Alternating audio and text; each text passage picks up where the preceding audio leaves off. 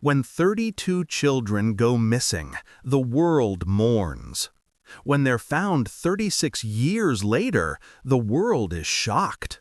But when those 32 children remember nothing, the world cannot comprehend. In 1983, in a small Minnesota town, a school bus crossed a frozen lake. It was the route they took every year, the safe route. That morning was different. The ice cracked. The bus sank. 32 children disappeared.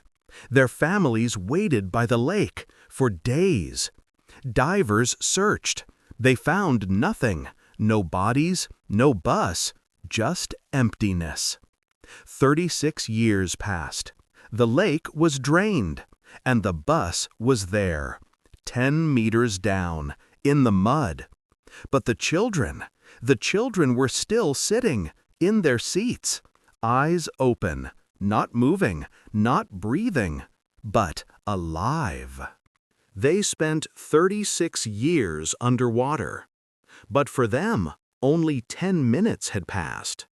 Before you continue watching, hit that subscribe button, because this story isn't just about an accident. This is about how water stops time, and about how 32 children were lost for 36 years, but never aged at all. This is the story of the school bus underwater. February 8, 1983. Whitmore Township, Minnesota. Winter. Cold but sunny. Lake Whitmore was completely frozen. It froze every year. The townspeople knew. The ice was thick. It was safe. Pinewood Elementary School bus number 12 departed that morning. Driver, Mr. Miller, 52 years old. He'd been driving school buses for 20 years. He was experienced. Reliable. There were 32 children on the bus, ages 6 to 12. Elementary school students. They were cheerful, singing songs, excited to play in the snow. The route was always the same. They left town, passed through the forest, then took the shortcut across Lake Whitmore. The other road took 30 minutes longer, but across the lake was only 5 minutes. They'd used this route every year for 15 years. There had never been a problem. At 08:45, the bus arrived at the lake's edge. Mr. Miller stopped, like always. He looked. The ice looked thick, white, flat, safe. He turned on the radio. "This is bus number 12, crossing the frozen lake. Everything's normal. Kids are singing." Central answered. "Copy that, number 12. Be careful. Safe travels." Mr. Miller pressed the gas. The bus slowly moved onto the ice. The wheels slipped slightly, but normal, like always. The children looked out the windows. Being on the ice was exciting. Some were laughing, some were a little scared but having fun. In the back row sat 8-year-old Tommy Henderson, next to his best friend, David. Tommy had promised his mother Margaret that morning, "Mom, I'll be careful, don't worry." Margaret was worried. She worried every year, but this year it was worse. A feeling, a bad feeling. But she hadn't said anything. Just a mother's silly fear, she'd told herself. At 08:47, the bus was in the middle of the lake, more than halfway, almost to the opposite shore. Then came the sound. Cracking. Faint, but Mr. Miller heard it. He hit the brakes. The bus slowed. "Hold on, kids. I need to check something." The children went quiet. Fear began. The cracking came again, louder, closer. Mr. Miller grabbed the radio. His voice was trembling. "This is number 12. The ice is making sounds. It's cracking." Central, "Turn back, number 12. Turn back immediately." But it was too late. The ice broke. First a small crack, then large, then a massive split. It opened beneath the bus. The children screamed. Mr. Miller spun the wheel, but the bus skidded, went straight, and sank. Cold water rushed in fast. The doors wouldn't open. The pressure was too high. The windows didn't break. They were strong. Mr. Miller sent his last radio message. "Oh God, we're sinking. Help us. There are 32 children here. Help!" Silence. The bus settled on the bottom, 10 meters deep, buried in the mud. And the world above continued. Margaret Henderson was in the kitchen, drinking coffee. It was 8:50. The phone rang. It was the school principal. "Margaret, the bus, the ice broke. It sank." Margaret's cup fell from her hand. It shattered, but she didn't hear it. "Tommy?" she whispered. "Rescue teams are on the way. We're going to the lake. You should come too." Margaret ran, got in her car, drove to the lake. 10 minutes, the longest 10 minutes. When she arrived at the lake, there was a crowd, police, fire department, families. Everyone was screaming, crying. The ice had broken. A huge hole in the middle, black water. Divers were preparing. Margaret ran. "My son is there. Tommy is there. Save him!" Police held her back. "We're doing it, ma'am. We're doing it. Please wait." The divers dove, searched for 30 minutes, found nothing. The water was too dark, the mud too thick. Visibility was 0. They came back up. "We can't find it. The bus is too deep, or it drifted. We don't know." The families collapsed. Margaret fell to her knees, looked at the lake, and screamed, "Tommy! Tommy! Can you hear me? Your mother is here!" No answer, just wind and silence. The search continued for 3 days. Helicopters, sonar, more divers, nothing. The bus was gone. 32 children were gone. After 1 week, the search was stopped. No bodies found, no bus found. "We're sorry." A funeral was held. 32 empty coffins, 32 crying families. And Margaret, she sat there, next to the coffin, Tommy's. But Tommy wasn't inside. Tommy was in the lake. She knew it. 1983 passed. 1984 came. Families slowly continued with their lives. But Margaret didn't. Every day she went to the lake, sat, waited. People said, "She's gone crazy. She can't grieve. She needs professional help." Her husband John couldn't take it. "Margaret, Tommy is gone. You have to accept it. Life goes on." Margaret looked at him, cold. "Life doesn't go on. Tommy is there. I know it. I feel it. He'll come back." John cried. "He won't come back. Please, let him go." "Never," Margaret answered. In 1987, they divorced. Margaret was left alone. But she didn't lose hope. Every day she went to the lake. 365 days. 10 years. 20 years. 30 years. In 2019, Margaret was 72 years old. Her hair was white, her walk was slow. But every morning she still came to the lake, sat, waited. The townspeople had gotten used to it. They called her the crazy woman. But no one said anything. They pitied her. In May 2019, the news came. The state of Minnesota would drain Lake Whitmore, dam project, to provide water to the region. The lake would be completely emptied. When Margaret heard, her heart raced. "They'll drain it. That means they'll find him. They'll find Tommy." People looked at her. "Margaret, 36 years have passed. There will only be remains." "Are you ready?" "I'm ready," Margaret answered. "I've been ready for 36 years." July 2019. Lake draining began. Huge pumps, 24 hours. The water slowly receded. 1 meter, 2 meters, 5 meters. And things started to emerge. Old cars, boats, trash. And on the 8th day, at 10 meters deep, in the mud, the bus. The workers were shocked.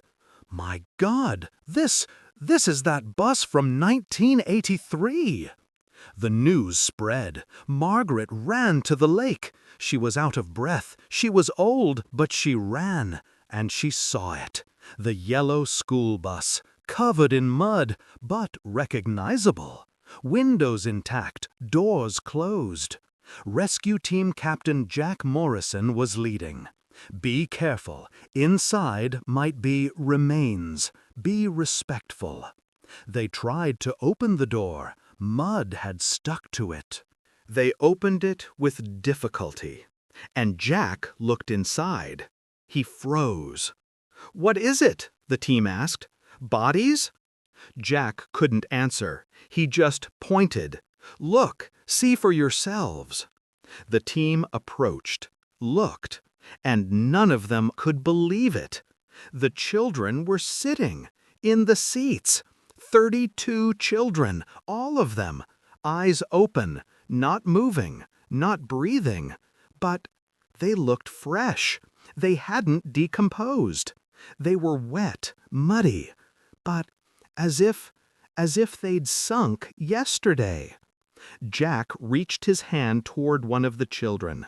Tommy, he was in the back row, sitting, eyes open, but empty. Jack touched him, and Tommy blinked. Jack jumped back. "Alive! He's alive!" The team was shocked. "Impossible! 36 years have passed. How?" But Tommy moved. Slowly. Turned his head, looked at Jack, and whispered, "Why am I wet? Were we going to school?" Jack's radio fell from his hand. Hospital, Whitmore General Hospital, emergency room, 32 beds, 32 children. All had been transported, quickly, by ambulances. Doctors were confused. This doesn't make sense. 36 years underwater. They should have drowned, but there's no water in their lungs. Their pulses are normal. Body temperature is low, but rising. As if they just have hypothermia, not 36 years. Dr. Sarah Chen was the case leader. 45 years old, intelligent, rational. But this defied logic. One of the children woke up, a 10-year-old girl, Emma. She opened her eyes, looked around. She was scared. "Where am I? Is this a hospital? Did we crash?" Dr. Chen approached, softly. "Emma, my name is Dr. Chen. You're safe. But I need to ask you something. What's the last thing you remember?" Emma thought. "We were on the bus, crossing the lake. Then the ice broke. Water came, so fast. Then darkness. And now I'm here. That's all. This just happened." Dr. Chen swallowed. "Emma, how much time do you think has passed?" "I don't know. 10 minutes? Maybe 20? Dr. Chen nodded. "Emma, 36 years have passed." Emma laughed. "You're joking. 36 years? I'm still 10 years old." "I know. And that's That's what we're trying to understand. The other children woke up too. They all said the same thing. We just sank. Why are we here? Why has 36 years passed? And then the families came. Margaret ran. She was out of breath. Tommy, where's Tommy? A nurse pointed. Room 12, but be prepared. He's still 8 years old. Margaret stopped. What do you mean, still 8 years old? Of course he's 8 years old. He's my son. She entered the room and saw him. Tommy. He was sitting in bed, wet hair, big eyes, scared but curious. Mom, said Tommy. His voice was the same, an 8-year-old child's voice. Margaret's knees gave out. She sat on the floor, cried, Tommy, my son, my boy.